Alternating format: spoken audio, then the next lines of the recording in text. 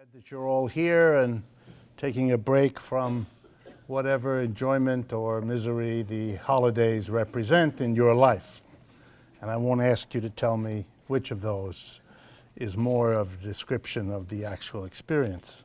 As usual, I want to begin by thanking the three organizations that make this possible every second Wednesday of the month at 7:30. There are chairs, folks, scattered around that you can find. The first is the Judson Memorial Church that you are sitting in. I've been here a very long time. It's a historic church here on Washington Square, and they very kindly make this space available to us. And I want to thank all the people associated with the church for their generosity in doing that. Second, I want to thank the Left Forum, that annual gathering of activists and academics. Where they fall on the political spectrum, you get a hint of that from their name, Left Forum. And they will be happening this year at the John Jay School of Criminal Justice, that unit of the City University of New York, West 59th Street, very far west 59th Street. May 20th to May 22nd of this coming year will be the time, and we will be telling you more about it as we get closer to it. And finally, Democracy at Work, which is the team, the group of people that include Shane, who spoke to you, Brian, who works on the video for us, and a whole host of other folks, bring you these programs every Wednesday, as well as maintain the websites, which includes this democracyatwork.info website. Some of you have asked from time to time where you can get more of what we do here 24/7 at no charge. Just go to democracyatwork.info and you will find it there. I do want to make an announcement at this time of year. A lot of tax-exempt charitable organizations, of which we are one, make funding appeals. And based on a suggestion made by someone who follows our work, this year we've decided to offer, if you're interested, a signed copy of Democracy at Work, the book that we have talked about and that you'll see advertised on the website. If you make a contribution of $100 or more, we will send you a signed copy made out in any way you wish to you or anyone you'd like to give it to. And you can get all the details and make an order to that effect by just going to this democracyatwork.info and then the gift sign book, and it'll explain to you how to go about doing that.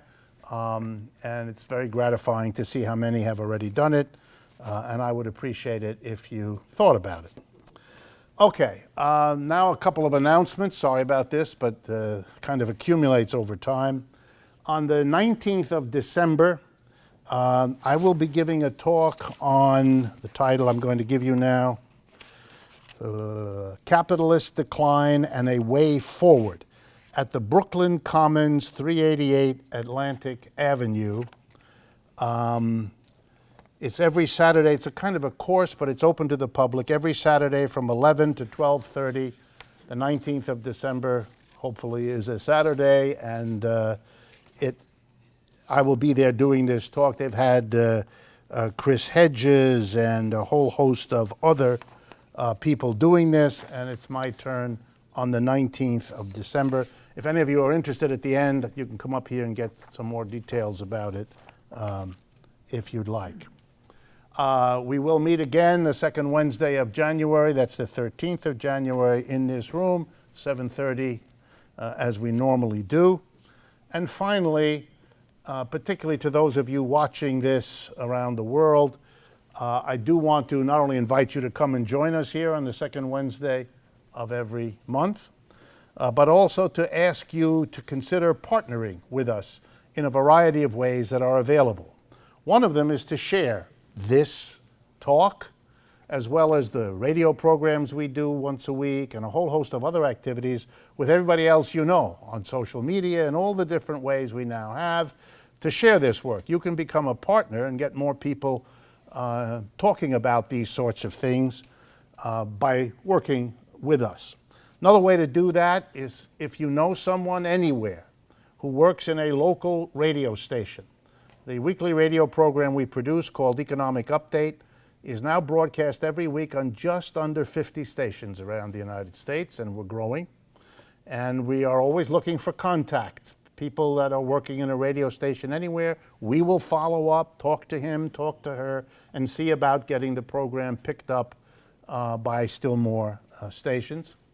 If you go to these websites, we have a free newsletter. Sign up for it, and you can keep up with what we're doing.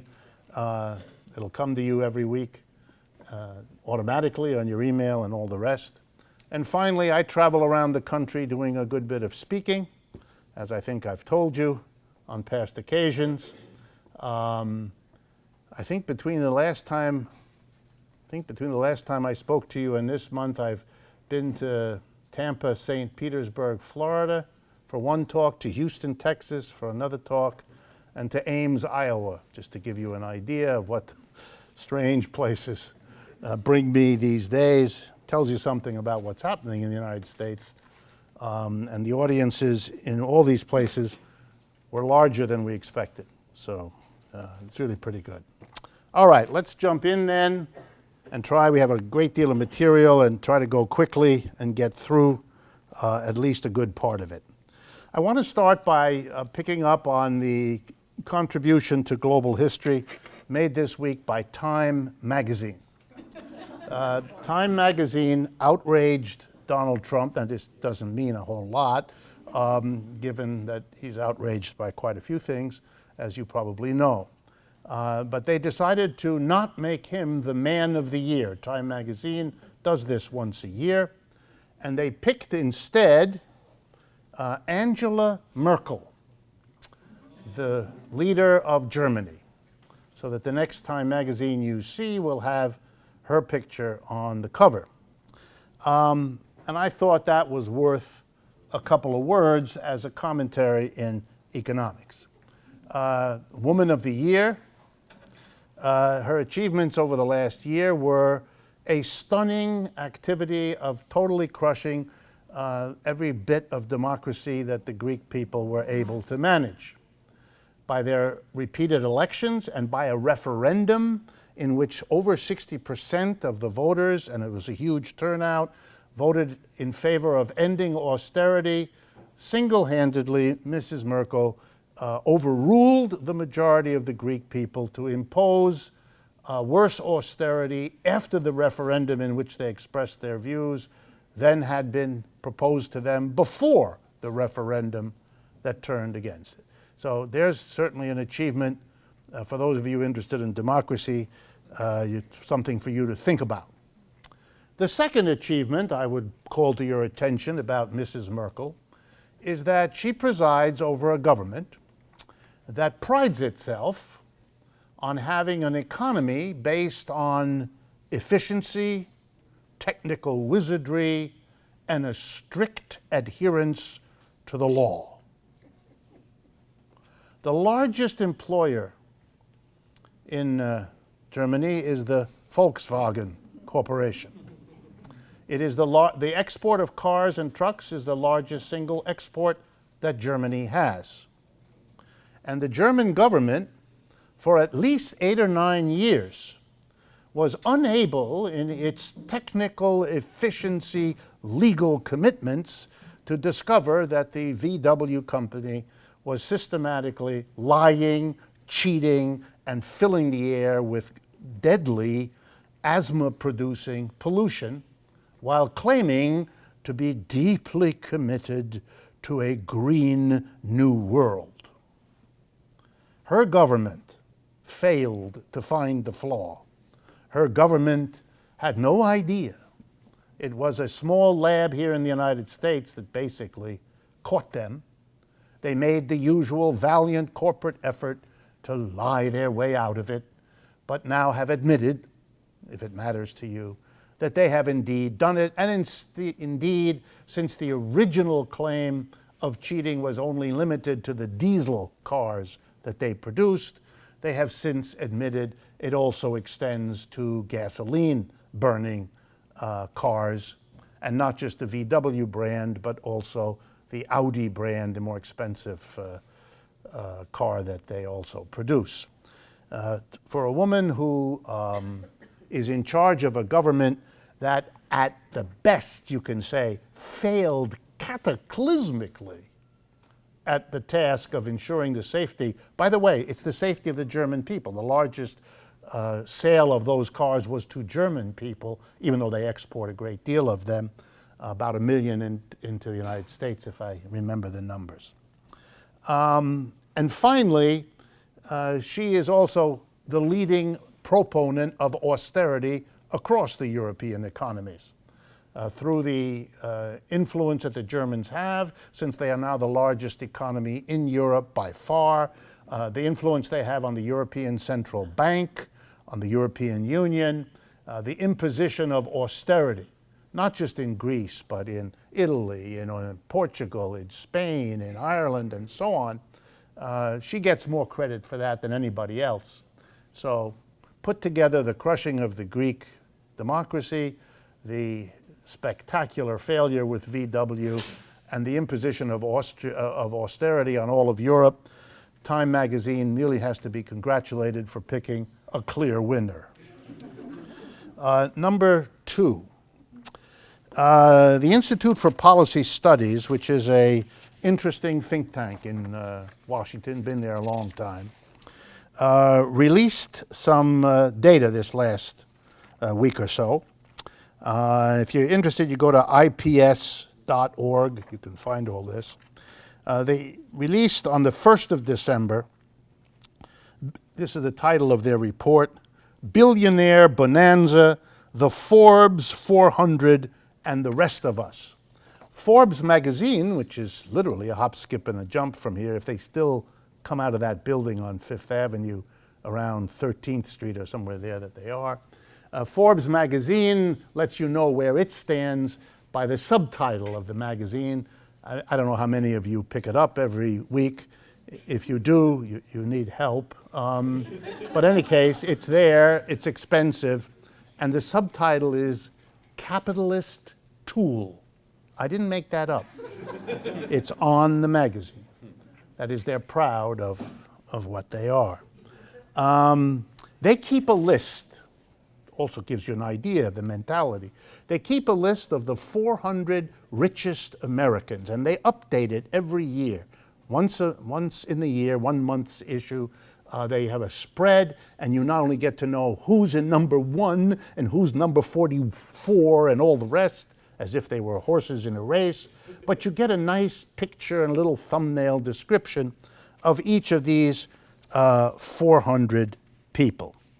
It's a real cross-section of the United States. For example, out of the 400, 2 are African American. I thought you might be interested. Oprah Winfrey is one, and Robert Smith is another. But here's some of the numbers I thought that give you a sense of where we've arrived in the United States. America's 20 wealthiest people, and they do some editorial writing, but I liked it, so I'm going to quote it to you. A group that could fit comfortably in one single Gulfstream G650 jet. So 20 people now own, that's 2015, now own more wealth than the bottom half of the American population. Let me do that again. The richest 20 people, we're a population of around 320 million these days. So out of the 320 million, about 160 million have together as much wealth as the 20 richest people. This is called an unequal distribution of wealth. To get a sense of this, you have to remember words you learned in high school, words like pharaoh or Egyptian pyramid. You really do have to go back to a time in history which we thought, when we read it in the textbooks, was long gone. So here it is, right here at home in the United States. And I wanted to expand a little bit on it by giving you a thumbnail sketch of 2 of the of the Forbes 400. And that's because they're in the news. Who are these two? Well, the first one is named John Menard, M-E-N-A-R-D. John Menard. Probably doesn't mean much to you, but if you lived in Wisconsin, it would. Because in Wisconsin, as in a number of Midwestern states, there is a Home Depot type of store, you know, housewares and hardware and all of that. It's a chain called Menards. And the name of the store and his name, that's not a coincidence. He is the person who started and built that store, and he is the richest person in the state of Wisconsin. And I wanted you to know that according to Forbes, he has wealth equal to $9.2 billion, that's with a B, $9.2 billion. So I did a little arithmetic because I know this sort of thing edifies all of you. I said, let's assume he gives this to a hedge fund, which I'm sure he does, and they invest it for him, which they do. And let's say they make 5%. This would be an insult to most hedge funds who promise to do well better than that. But let's assume this is not a very good hedge fund and they only make 5%. That works out to $460 million per year. In other words, every day John, every day of the year, 7 days a week, he earns more than $1 million. That's why he doesn't buy lottery tickets. He doesn't need to buy lottery tickets because he gets the lottery in any case, and not just once or twice. Every day. It's boring. It's boring. Every day he rakes in more than $1 million because he gets $460 million a year. Now, why did I pick on Mr. Menard? I do not know him personally. I have no relationship to him at all. Well, I picked him because he got in the news because of a policy his company has. There are many stores all over the Midwest, particularly Wisconsin, and it has a clause in it that all managers in Menard's store are required to sign. I'm going to read it very short. It's Appendix J to the contract between Menard's and its managers. The heading is Union Activity. Quote, I'm going to read it to you. The manager's income shall be automatically reduced by 60%, 60, of what it would have been if a union of any type is recognized within your particular operation during the term of this agreement. If a union wins an election during this time, your income will automatically be reduced by 60%. This is called giving an incentive to your manager to do things I won't even think about in order to prevent a union. So please understand, the difficulties of working people faced with a manager who is going to lose 60% of his or her income if a union succeeds. They try to imagine what is going to be conceivable for such a manager to do to the poor slobs who may try to form a union. But notice, this crushing effort to prevent the union is being produced in order that one man, John Maynard, can get his $1 million every day of his life. I didn't make this up. You live in this. The second richest man, I mean, this could go on. I won't belabor it too long. Don't worry. The second richest man is Herbert Kohler, K-O-H-L-E-R. You all know about him because I'm going to be indelicate for a moment. His handiwork is in the bathroom. This is the Kohler company that makes the toilets and the faucets and the Kohler. You all with me? Good. And why did I pick on them? Well, he's not as wealthy as Mr. Menard. He's number 2. Probably bothers the hell out of him. He only has $7.4 billion making him number 2 in Wisconsin. And at his company, there is currently a massive strike. 2,300 union members of United Auto Workers Local 833, went out on strike on November 15th. They are still on strike, so we're talking about just about a month. The strike comes 5 years after they signed their last contract in December of 2010. In that contract, they accepted a 5-year wage freeze, which means they have not had an increase since 2009. Right? Not only that, they paid higher health premiums, and they were forced to accept a 2-tier wage system. For those of you not familiar, that's basically a deal where you get the workers that are there to vote for a deal that subjects new workers that get hired to a much lower rate of pay. So a worker who comes in does exactly what the worker next to him is doing, but gets half of the pay or even less sometimes. The workers there started around, I think it was around $13 an hour, the lower level ones, and the other ones had up above $25 an hour. So there's a strike now to get rid of the 2-tier system and to catch up on the wages they didn't get since 2009. The company, confronted with the demand of workers to begin to get a wage increase, having not gotten one basically since 2009, have been told that's unacceptable. They now get nothing. They're on strike for a month, and they are on strike in order that Mr. Kohler can collect his $1 million a year. As I have said to you on other occasions, if we had more time, this would be the moment in an evening when I would stop and I would play for you the national anthem. So you didn't miss the message. Because I know that I'm not supposed to give you only news that might get you upset, I want to mention things that are uplifting and positive and give us hope. So, on the 4th of December, a bill was introduced in the United States Senate and simultaneously in the House.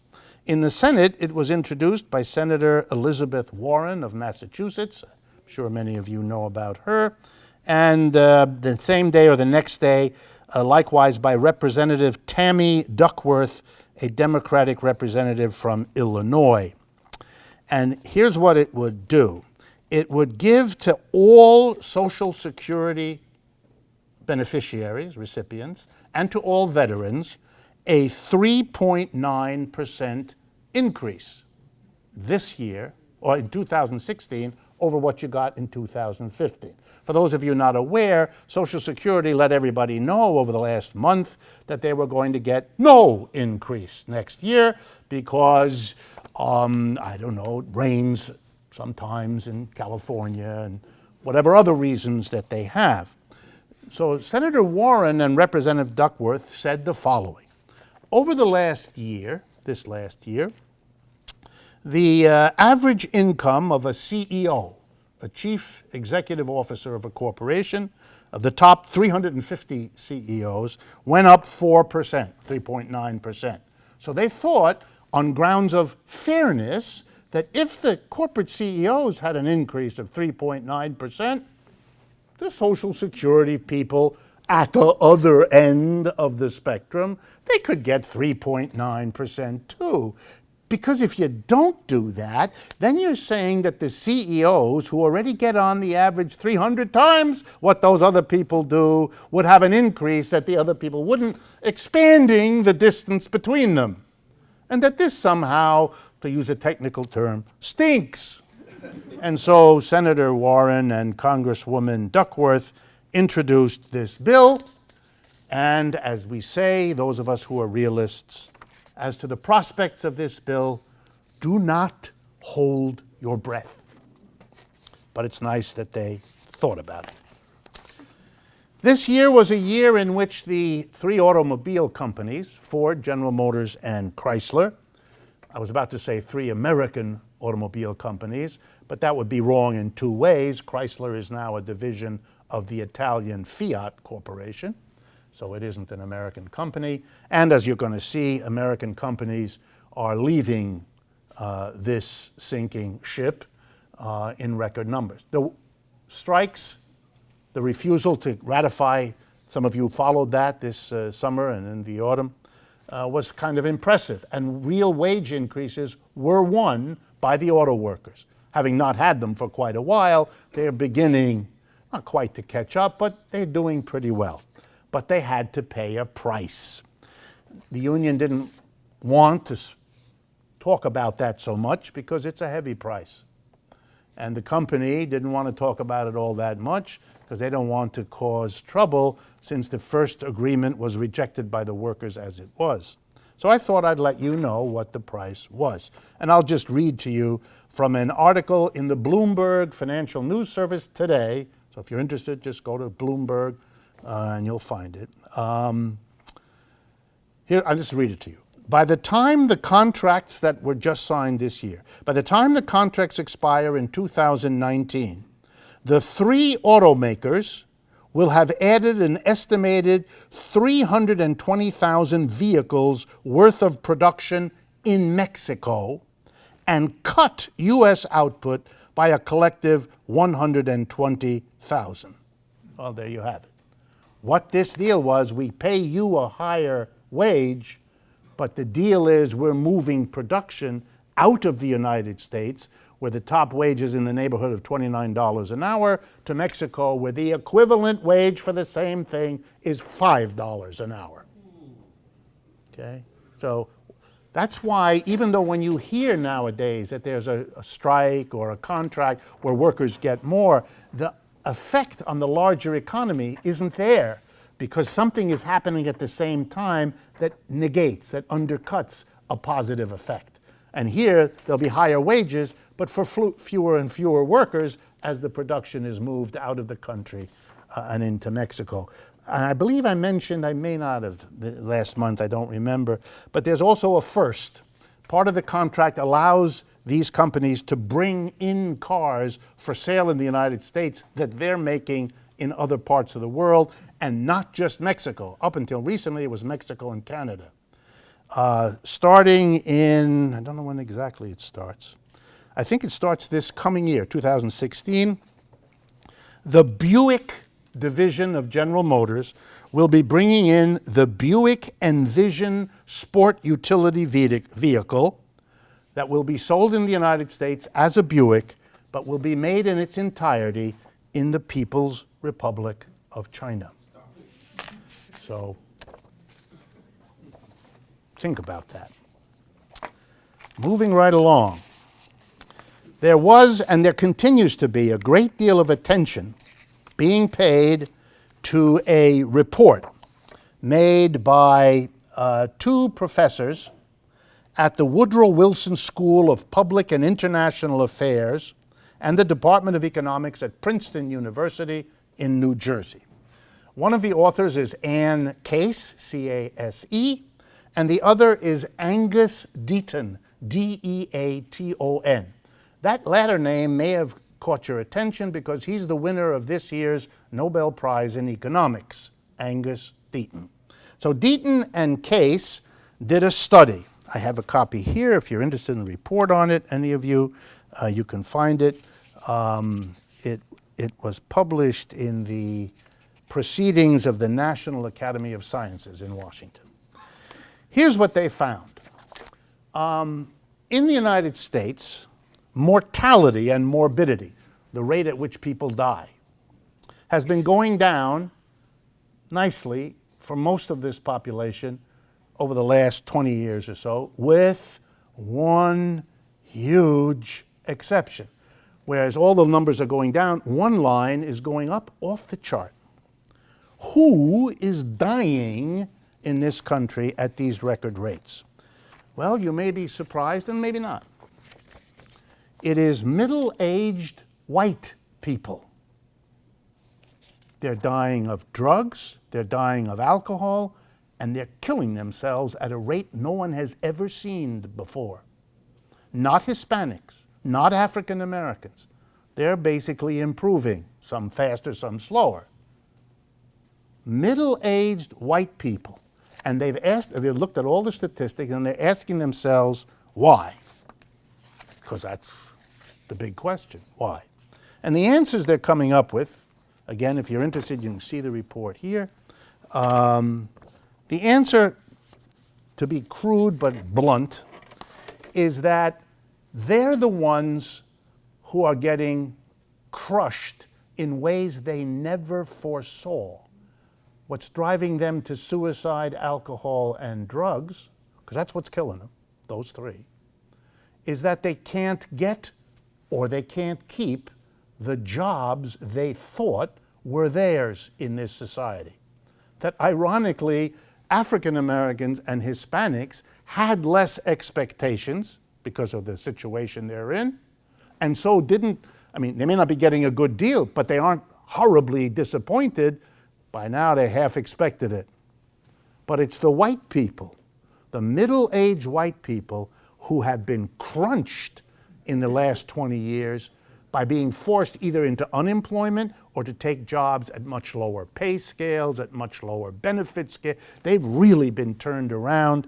And as is so common in America because of our culture, this situation imposed on them by an economic system that doesn't work for them anymore has been internalized, that is, as if it were their fault, as if they had failed, they had made a mistake, and they turn in and they blame themselves, and now they're killing themselves at a record rate.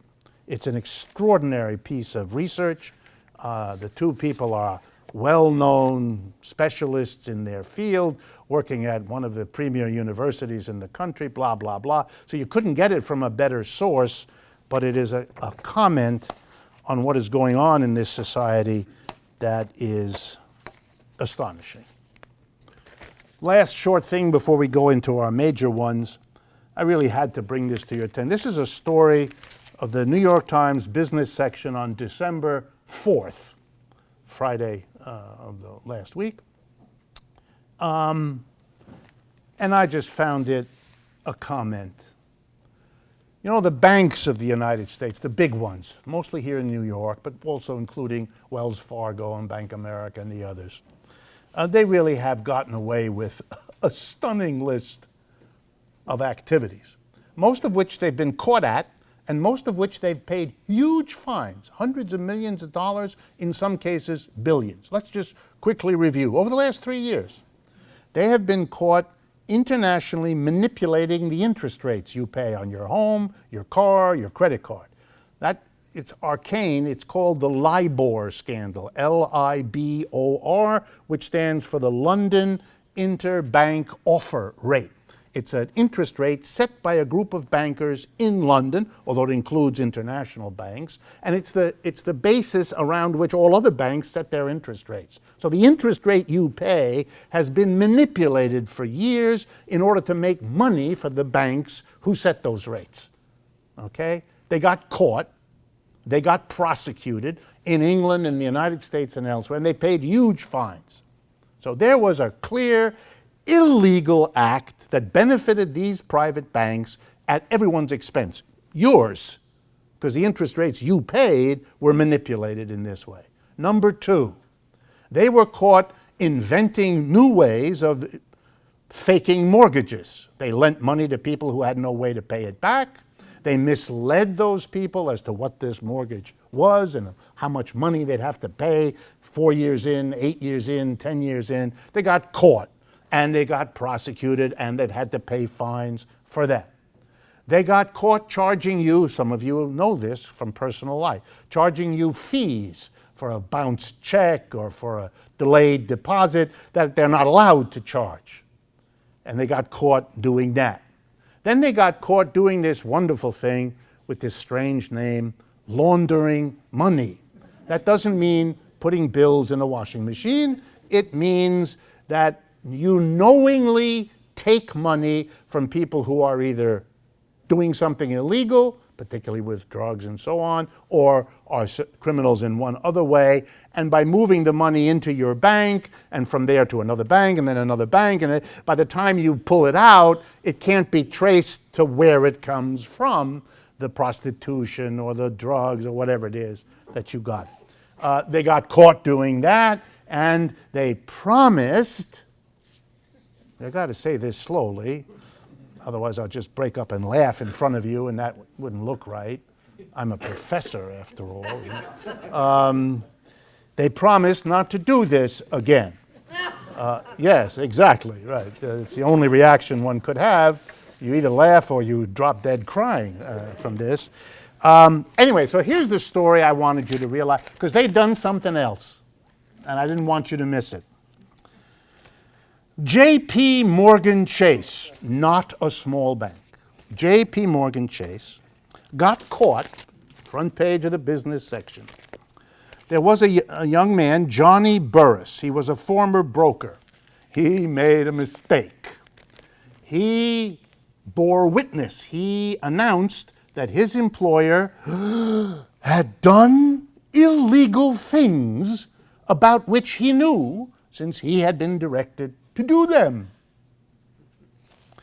Immediately after he did that, the New York Times has discovered, his file at J.P. Morgan began filling up with the complaints of clients of the bank that he was an awful person. And the New York Times is telling us, December 4th, that when it went to talk to the people who made the complaints, they hadn't made them. The bank had put the complaints against him. This is a large bank with billions. It must have a staff of people whose job it is to phony up complaints to whoa! You know, in a sane universe, if you've had the last 3 years laundered illegal money, overcharged people fees, misrepresented the whole mortgage, manipulated the interest rates, and now you're faking the disciplinary, somebody would say, you know, you've lost your right to be in this business. You have abused the public trust. You have abused your clients. You've abused your employees. That's it. Have a nice life. You're done.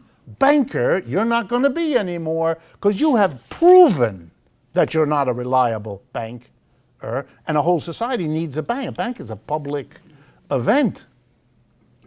We don't do that. We extract from these folks a promise never to do that again. And, as they say to you if you call them up, one of the first things out of every one of those paid telecommuter persons is, I apologize. Thank you. So what? The behavior just continues.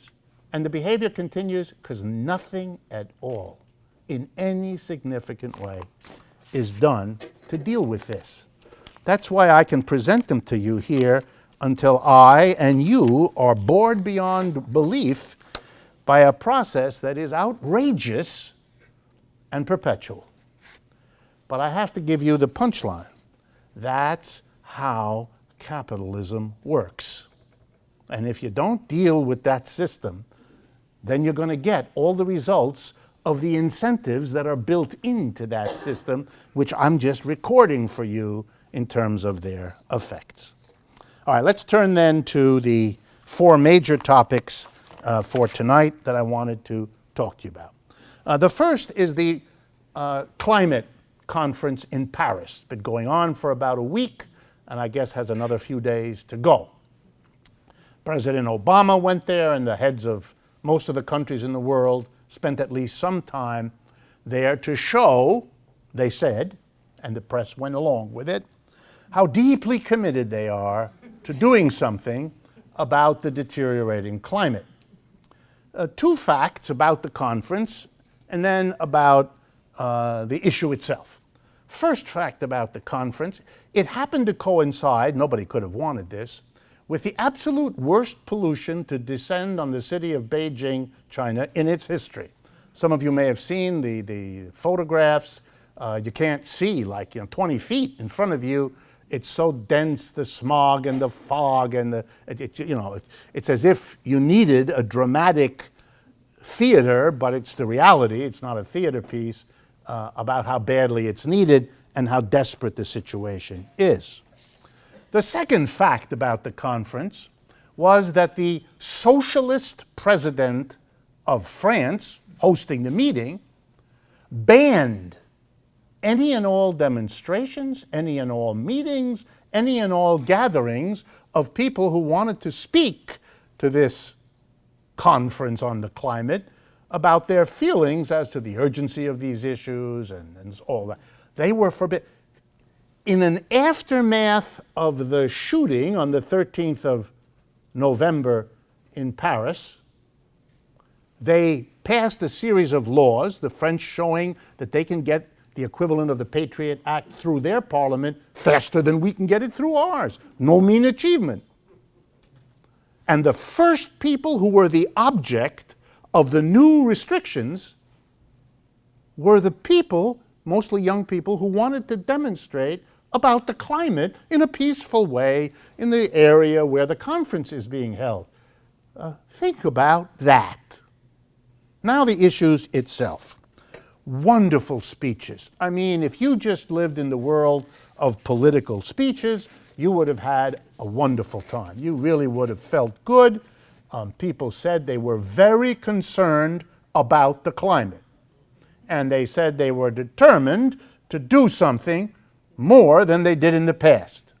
This wasn't very moving, since doing less than what they have done is not physically possible. So, what can one say about the words? Well, I mean, they're nice words. I have no criticism of the words, but the actions are few and far between. And what's going on while they utter the words stands in such total contradiction with what they say they're about that I have to mention just two of the things that have been going on and continue to go on right as they meet and talk. First one, the major mode of transportation that exists in the Western world is the private automobile. And it is currently being exported and spread to become the major mode of transportation everywhere else. That is an ecological disaster. The automobile uses more energy to move a human being a mile than dozens of other ways of getting that job done. It's an inefficient, grotesquely inefficient.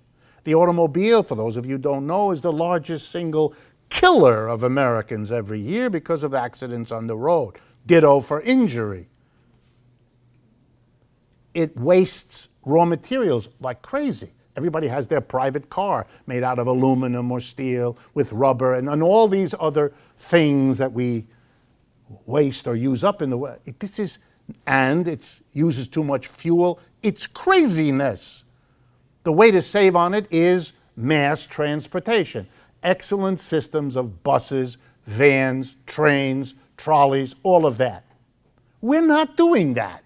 We are building a system for the private automobile. That's why we have to have more and more highways, wider and wider and wider and wider, and more places using to park the car because you don't use it most of the time. If you had a rational system, it would be premised on the same idea as Hertz and Avis. Every city in the world would have at the edge of the city huge buildings and parking lots where a fleet of cars are maintained by skilled mechanics. When you need a car, you go get one. We already have it worked out. It just should be for everybody. That way we would use up the cars, we wouldn't have them sitting, etc. There's no advanced science needed here. The work has all been done. But nothing is happening to stop the spread of the private automobile as the major transportation. So while they sit and talk about it, they are in fact, and what's driving the private automobile? You know, private profit. Huge corporations, we've already mentioned them today, Ford, General Motors, and Chrysler, and you can add Toyota and Nissan and all the others, VW, a wonderful collection of companies.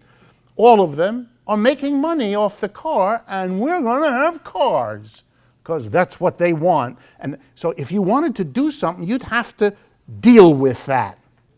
They're not doing that. There's no session at these conferences talking about the problem of a private capitalist automobile industry. What are we going to do about that? If we get rid of that, then we don't have to have a transportation system built on what's profitable for them. Rather, we build it on what's safe for the human race. But we subordinate what we know is best to enable private profit. Let me give you the second example. Most people who used to wear clothes bought them from somebody who made them, who was probably located 20, 50, 100 miles away. Ditto for their appliances, ditto for their furniture, and so on and so on and so on. That's how we did it. That's how most societies did it. Until about 30, 40 years ago, when, in order to make a capitalist profit, the producers of clothing, appliances, you know, all moved, I'm going to exaggerate now, to China. China, in relationship to Europe and North America, is, this is technical now, very far away. And that means if you produce something very far away and then bring it here where we consume it, you're going to have to spend a lot of time, a lot of money, and a lot of fuel moving that junk from where it's produced, 10,000 miles away, to where it's consumed. And that means you're going to pollute the ocean with 8 billion freighters that are dumping God knows what as they bring you your long-distance underwear. Right? Oh, it's what it is. Take a look tonight when you remove your underwear, the little label in the back, and it'll give you a hint that underwear has done more traveling than you have. Right? It has. It has. A lot of fuel used up to move that freighter across 10,000 miles of ocean. The truck from the factory to the freighter, then the freighter unloads in New York, then it goes on another truck. This is crazy. And for ecologically minded people, it's crazy squared. And why is this pollution of everything happening, this waste of mammoth resources? Because it's privately profitable to capitalists to move the production from Tennessee to Shanghai, from Chicago to Mumbai, from Philadelphia to Sao Paulo. That's why. There's no mystery here. So if you want to deal with this, you've got to deal with an economic system, the profit motive, capitalism, that gets you these results. Otherwise, you're just talking. And the talking may be fun, and the talking may be sincere, whatever that word means. But who are you fooling? Well, the answer is they clearly fool themselves, since they listen, apparently with rapt attention, to one another's stuff. But we don't have to join this absurd game. I'm very disappointed by that conference, and I didn't expect much. Next item. Two very well-known economists, like me, have been in the news in the last 3 or 4 months, and I thought it's time for me to make a comment about them while being polite. One of them is Robert Reich, R-E-I-C-H, and the other one is Paul Krugman, K-R-U-G-M-A-N. You see them often if you're on the internet, and Krugman has a regular column in the New York Times, and so on. Both of them have written at some length, Mr. Reich, a book with the interesting and important title for us to talk about called Saving Capitalism. It has a further title. I think, For the Many, Not the Few. I believe that's the full title. Saving Capitalism for the Many, Not the Few. And Mr. Krugman, who is a personal friend of Mr. Reich, has commented on the book and basically given it a favorable review. And I have no problem with the fact that they want to save capitalism. Franklin Roosevelt worked hard to save capitalism, arguably did that, and I think they want to do it. There are even phrases that both of them have used, which I always find fun: saving capitalism from itself. And Mrs. Clinton, in her debate with Bernie Sanders a couple of months ago, also used that phrase of saving capitalism from itself. I like it because it contains the notion that a thing like an economic system has in it tendencies to self-destruct, so that it needs to be saved from those tendencies, saved from itself. Neither Mr. Reich nor Mr. Krugman seem to be aware that the notion of an economic system that tends to self-destruct has an originator. Name is Karl Marx, who made that argument, a lot more sophisticated form of that argument than either Mr. Krugman or Mr. Reich have so far managed.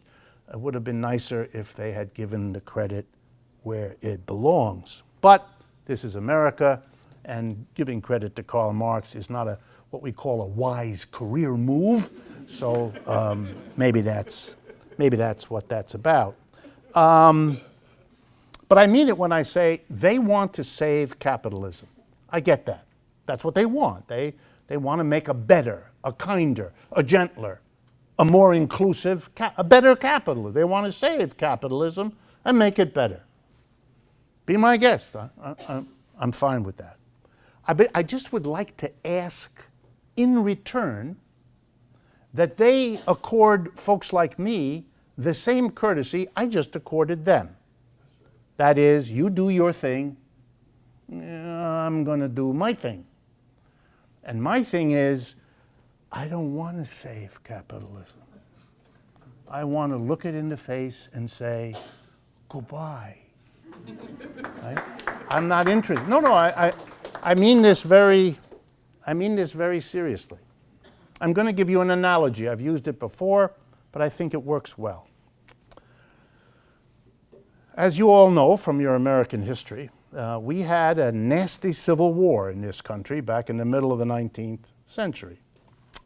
And it came out of a movement, in part, that was called the anti-slavery movement. And it had two parts. One part was horrified by the treatment of African slaves, brought over mostly against their will, forced to work as slaves, etc., etc. And there was a horror about that took the form of demanding that the slaves be treated a lot better than they were being treated in the American South. That they be given a better diet, that they be given better clothing, better housing, that their families not be broken up when they were sold because they were property, etc. There were people who wanted to make a better slavery, who wanted, you see where this is going, who wanted to save slavery from its own worst elements, from its own worst forms. And those people worked at that. But then there were these other people who responded by saying, wait a minute. We don't want to make the slave better off. We want there to be no slaves. We're in favor of abolition. We want to get rid of it. The solution for the problems of the American South are not to make slavery less oppressive. It's to get rid of slavery. The problem of the slave isn't what he or she is eating or wearing or sleeping. It's the fact that they're a slave. They're somebody else's property and can be dealt with. That has to go. Now, those two movements, most of the time, work together. Since the people who didn't want slavery weren't opposed to giving slaves better conditions, I mean, how you oppose that's good.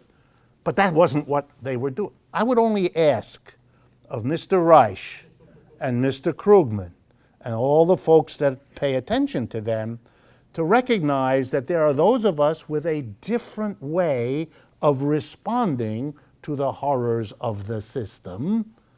We're not about to work ourselves to the bone to make it better.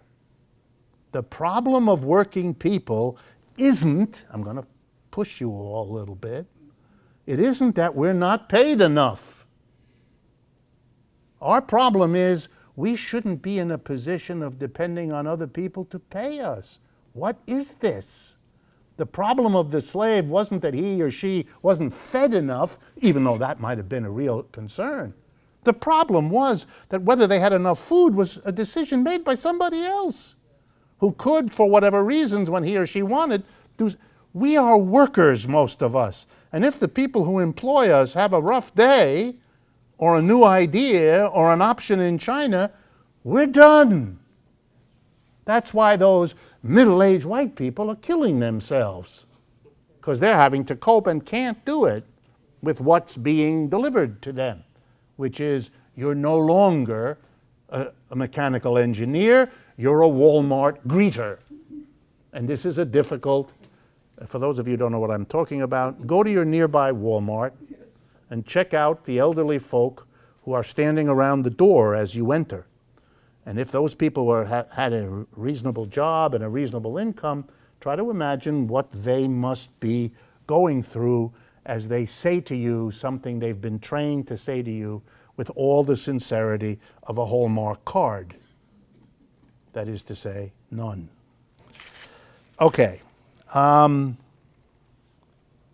This business of saving capitalism from itself should not be allowed to present itself as its protagonists often do, as if it were the beginning and the end of a critical perspective.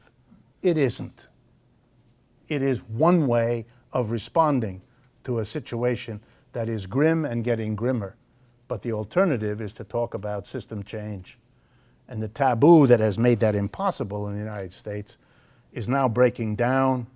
And boy, is that a good thing, and I want to do everything I can to push that along. Next, higher education. Well, I've been a professor all my life, so I'm a bit sensitive to this business. So I beg your indulgence to let me talk about it with you for a little while. Over the last 2 decades, and particularly since the crash of 2008, we have seen this country, the United States is what I'm talking about, go through a round after round of tax cuts. Politicians running against one another, promising to cut your local tax, your state tax, your federal tax. The Republicans in the particular, but they're successful enough that many of the Democrats, particularly the conservative ones, do it too. Okay, so let's follow the logic. We have tax cuts. Then, when the crash happens in 2008, we also have the austerity that is put forward as the way to handle the economic troubles of 2008. And austerity means that you cut government spending, which you would have had to do anyway because you've been cutting taxes for so long. Okay, so what that means is that higher education is particularly whacked here. Why? Almost 80% of people who go to college and university in the United States go to a public school. So higher education is a public industry in the United States, not a private industry. Since I know this comes as a shock for those of you who live in the world of the New York Times, let me say this again. Higher education is not a private enterprise sector of our economy. It is a public, overwhelmingly public sector. If you cut taxes and if you cut spending because of austerity, one of the places that's going to be hurt and not have money the way it used to is public higher education. The community colleges, the state universities, the universities of each of the 50 states, et cetera, et cetera. All the public higher education. And they have. Over the last 20 years, their budgets, the money they get from the local government, the state government, and the federal government has been cut. Okay, so keep that in your mind. What have the universities done? Well, they've been stung and they didn't know what to do. So they've done a combination of two things. One, they've jacked up the portion of the costs of higher education that they demand from the families and the young people going to the schools. You have to pay more. And every state, you can see the numbers, they're crystal clear for the last 20 years. The relative portion of the cost of higher education in the public sector borne by the individuals that are in the school or their families has gone up. So the state is withdrawing from funding higher education, and the public, you, are being asked to pay more. The second thing they've done, because that is resisted, why is it resisted?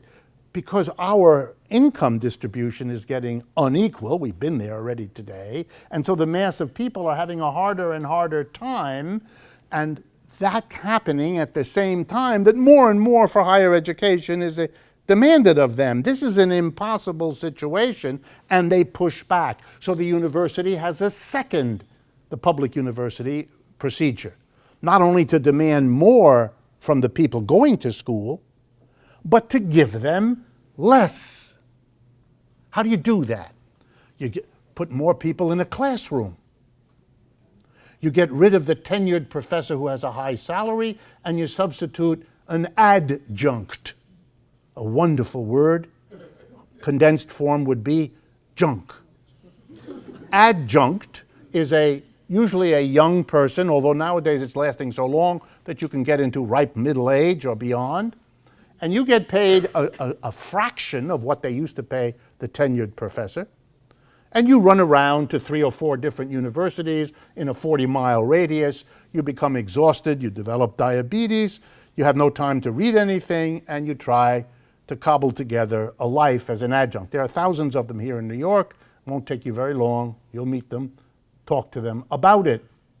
But what you're giving the student is not a professor who has the time and the leisure to go to seminars and read books and attend conferences, to be able to teach with the ability to formulate his or her idea. None of that. You have an overworked, underpaid, exhausted character who has no time for anything other than the bare minimum and is leaving one school to rush to the next one in order to have a life. So you're delivering crappy education. By the way, I'm not suggesting that the full professors who used to be were all that great either. So don't misunderstand me, but you're asking an impossible. So you're giving less in the way of instruction and you're demanding more. This is not usually a recipe for good news. But let's go back. The young people caught up in the catastrophe of 2008 are already seeing the cost of education go up because the state can't support it, and are seeing the quality of what they get go down. But they dare not react to this situation in the way you might expect, which is, if I'm being charged more for less, I'm not buying this anymore.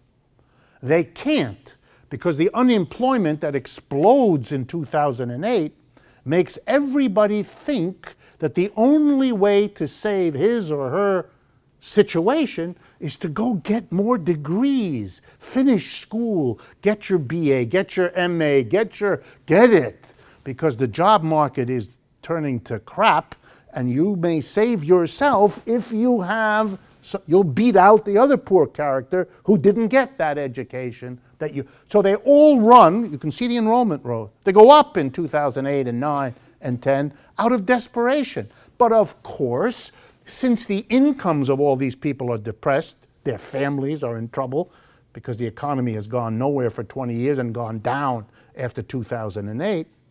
The cost is going up. They've got to go. They're trapped. So they do what trapped people do. They get desperate.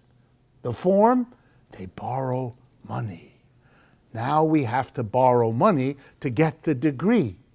But the economy is going down faster than you can prepare for it. So we have more and more people getting a degree, borrowing like crazy, and then discovering it's not a ticket to anything.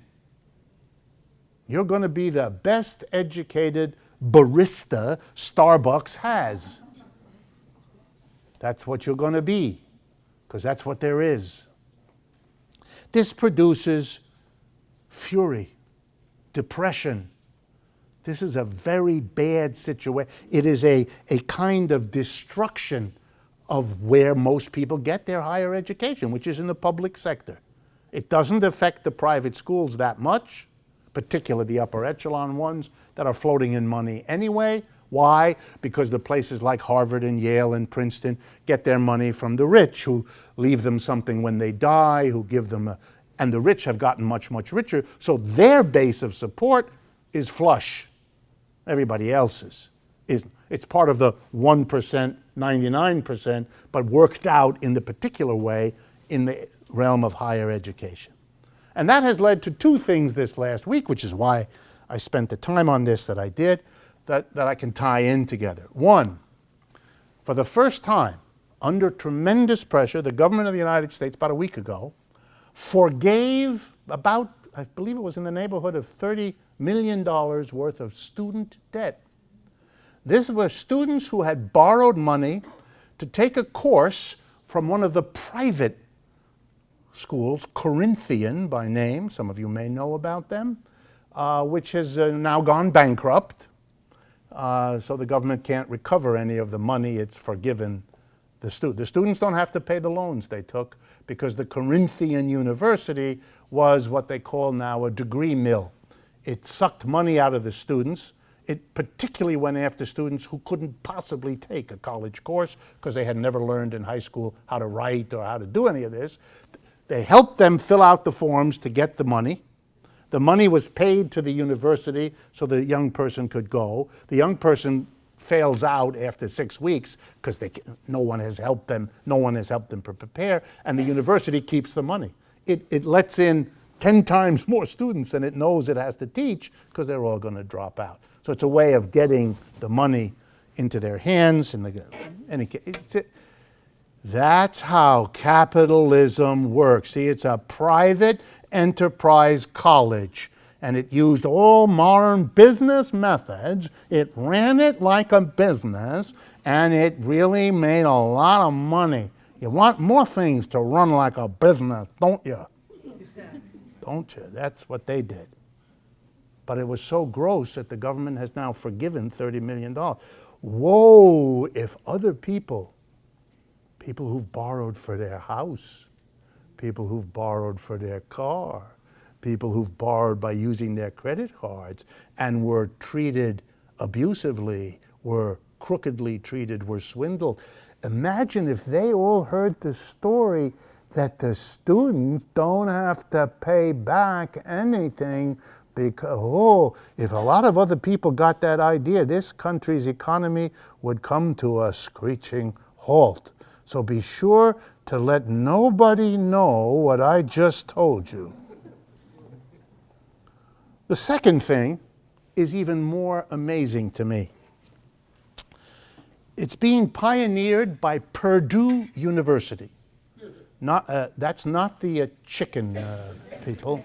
It's a university, fairly well-known university, who is partnering with a couple of firms to offer to students a new option for paying for college. You are really going to love this because this is another brilliant business idea. Here's how it works. Investors, that's a very kind name for people with more money than they can spend on goods and services. So they invest. Investors create a pool of money. You ready? Students dip into the pool. Students want some of that money. It's not a loan. It is an investment in the student. Here, Sonny, here's 10 grand to help pay your college bill. What does the investor get for making available 10,000 or 5 or whatever it is? You ready? A percentage of the income the student earns over the first 5 or 10 or 15 years that he or she works. You got that? No, in America, this has a name. No? You remember from your early colonial history? Indentured servant. We can't call it that because indenture, whatever that means, sounds like something wrong with your teeth, right? Indenture is not a good thing, and servant is for sure not a good thing, so we can't call it that. We call it an independent, scholarly investment. What? Yes. Remember? Bus driver feels better if his name is now transportation engineer. Feels much better. It's very American. Purdue is seriously engaged in a program that they plan to present to their students so that the gap between rich and poor, which means some people have enough money to make such an investment, will actually now project into the future. Because for years to come, the people who get that investment will be taking a portion of their income and giving it to the people rich enough to make the investment in the first place. That takes the inequality in the country and extends it into the future. It's so American. Again, I would like, if I don't have the time, to stop and play the national anthem. It is such a brilliant business innovation. Okay, in the last 5 or 6 minutes that we have, the fourth item for today was since it's December, and I won't see you again until the new year, a look back at 2015 in terms of some of the major economic events that you might want to think about. And they may surprise you. It's, of course, how you pick this is a little silly, but I picked the ones that struck me. First is we are in late stages now of an unprecedented collapse in the price of oil. And it is shaking this economy in many, many ways that are going to play out over the next at least year or two, if not longer. For those of you not familiar, we're now talking $30 to $40 a barrel instead of $100, which it was at the beginning of the year. That's an incredible drop in a short period of time. It is causing major catastrophe across the middle of the United States and in Canada, because the economies of the middle of the United States and Canada were completely overwhelmed by a hysterical hyping of oil. Remember, you've been reading about it. They found oil in shale and in certain kinds of rock formations under the ground, and if you do that fracking, you pump in certain kinds of chemicals under pressure, you can bring the oil up, which is a disaster for the ecology, but to put that aside for the moment, there was this notion that the United States is going to become the great producer of oil. We're not going to be dependent on bringing oil from the Middle East or Latin America or Africa, on, and billions of dollars were invested to drill the wells, to bring up the oil, to build the pipelines. All of those investments were made by very smart business people using a business senses that they had, and they invested an enormous amount of money. That was a colossal mistake.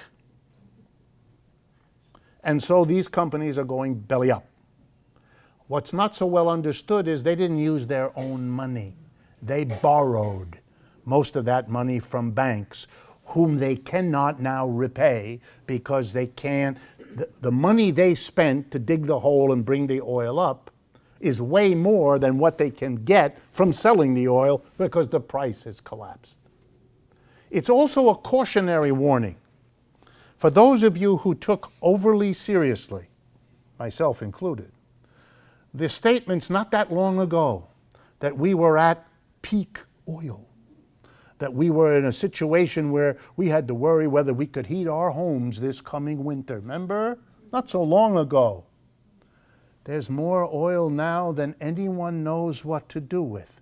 There are freighters filled with oil floating around most of the oceans because it doesn't pay them to stop and offload the stuff because they can't get any money for it. They've spent more money putting the oil out of the ground into that ship than they can recoup by stopping it. So they float. The world is full of floating, fire hazards. It is not what we were supposed to expect. The combination of the economic slowdown coming out of 2008, we're in that. We're in a slowdown of the world economy. The combination of the slowdown, which means the demand for oil is not what we thought it would be, together with the discovery of shale oil and the pumping it all up, the supply goes up, the demand goes down. You remember enough of your economics, that's where the price, boom. And countries are falling apart. The election this last 3 days ago in Venezuela, which changes the politics, that's about oil. That's not about Chavez and Maduro and the right wing. It's about oil and the inability of that society to survive because it was dependent on oil. What's going on in Nigeria? Same problem. What's going on in Russia? What's going on in Saudi Arabia? What's happening in the Middle East? All heavily shaped by the collapse of oil. So that's a major event of this year and will play itself out. The benefits to Americans of lower prices for gasoline in your car, which aren't very great because they're keeping the benefit, the oil companies, for themselves. They pay less for oil, they charge you the same for the gas, or at least much less of a drop. They pick up the widening margin, it's called, and they're doing that. But the damage done to the Middle West, to the Dakotas, to that whole swath of states from the Dakotas in the north through Texas in the south is very severe. Take a look if you're interested in economic news from Louisiana or from Texas. Very, very bad. High unemployment, collapsed towns. It's a real disaster zone. The Canadian dollar has lost incredible. It's now way below what it was a year or two ago. The whole Canadian economy is shaking, which is part of why the Conservatives were blown out. They had organized themselves as the oil party. Mr. Harper, the George Bush of Canada, who was blown out of the water, came in third in much of Canada. That was because the economy that he had built up with oil was now a disaster. And it will play a role in the election in this country also, coming up next year. Second, our recovery continues to be terrible. It's a recovery for the top 5% and really for nobody else. That's why I dropped on you this suicides of the middle-aged white people. The whole mass of people has no recovery, has had no recovery, and will get no recovery, especially since the consensus right now is that the world economy will go down in 2016 and 17 before it resumes going up. So we are still in the legacy of a crisis since 2008 that has not been escaped from. Next, very quickly, Europe. The most important thing in my judgment was not the change of politics of the Syriza government in Greece, tragic in many ways as it was. What's really important is that a second country in Europe has broken against austerity and taken the direction that the Greeks are still going in despite their government. And that government is Portugal. It's extremely important that you all become aware. It's a small country, but it's an old part of Europe, Portugal. Portugal had an election, and I don't have the time to go into it, but the government of Portugal, which took office about 10 days ago, is a coalition of three parties: the Portuguese Socialist Party, the Portuguese Communist Party, and the Portuguese Green Party. The Conservatives wiped out. This is the first time that you've had a standing socialist, communist, green alliance to take power. That is going to bear watching, and that is something having enormous effects all over Europe about a change in the direction there. Last thing, and this is very personal because I do this, I run around the United States giving talks now like there's no tomorrow. And I do this radio show, and we do this, and look at you all who have come here now this entire year. Our attendance is just near capacity. There are very few empty chairs. And this is what I get everywhere now. So I can tell you that for perhaps the biggest thing is we are once again a country in which a sizable number of people are able to talk about the system we have called capitalism, to begin to talk openly and honestly about its strengths and its weaknesses. I admit I focus on its weaknesses, but that's because I got to offset what everybody else is doing, which is giving you an endless diet of real and largely imagined virtues. It has virtues, it's not that, but if we're going to have a conversation, we're going to begin by evening out a little bit so that we can then have a sophisticated conversation. But the number of Americans open and willing to do this is greater than it has been at any time in my lifetime. I was born in Ohio, the middle of the country, and I've been an American all my life. I've never seen anything like the openness to this kind of conversation now. I believe that's why Bernie Sanders is able, as a socialist, to actually function politically.